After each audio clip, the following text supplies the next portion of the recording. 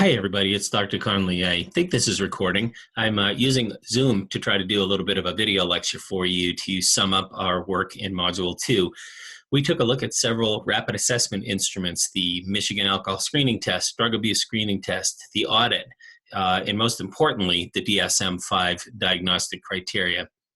Let me click one thing on the computer here. There we go. One thing that came up in the posts across all of them in the class, I have you in two groups now. So there's about 12 students in each discussion. Went through all of them, reviewed them, commented, sent them back to you as usual, graded them, of course. One commonality that came up was the use of the word denial. People with addiction sometimes don't seem to know that they're addicted. In fact, they'll tell you, I was the last person to know. Everybody else knew. Are the instruments motivating? There's kind of mixed feelings out there on that. Most of you, I think, accurately said, well, it depends. Like good social workers. It depends on where the client is at, why they're coming to see you. What was their level of motivation to begin with? I commented for several of you that I've had many clients take the tests, look at them and go, whoa, I didn't know I was that, but this means I have it, right? I have it this bad. They would see the things they had just never really interpreted their behavior in light of the different items and the different diagnostic criteria. Denial, it's a river in Egypt, right? Denial, bad old joke. You will hear it in the trenches a lot.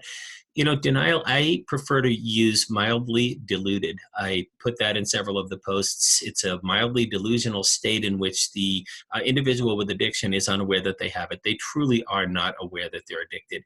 They will interpret their behavior as they will attribute their behavior to different things. They'll interpret it in a way that it doesn't have anything to do with their substance use. It's not really a conscious process. They're saying, no, of course I don't have a problem. And they'll give you all the reasons that they don't. And to them, they make perfect sense. They don't in light of the kinds of problems that people get into, failing to fulfill major role obligations, not making it to work, hazardous driving, operating machinery, driving under the influence, et cetera.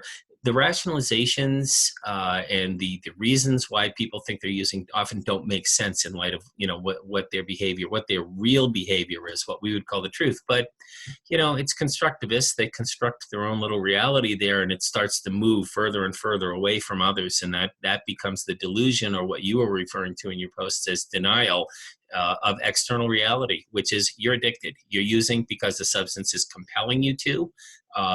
You're using to satisfy craving. You try to quit and then you change your mind.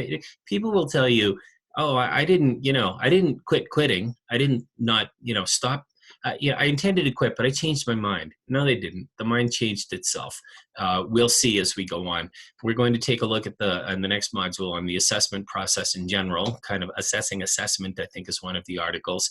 I'll probably continue to give you additional assessment instruments as they come to mind. Great job, by the way, on the putting up the cross-cultural translations of these instruments. I have Arabic, no Yiddish.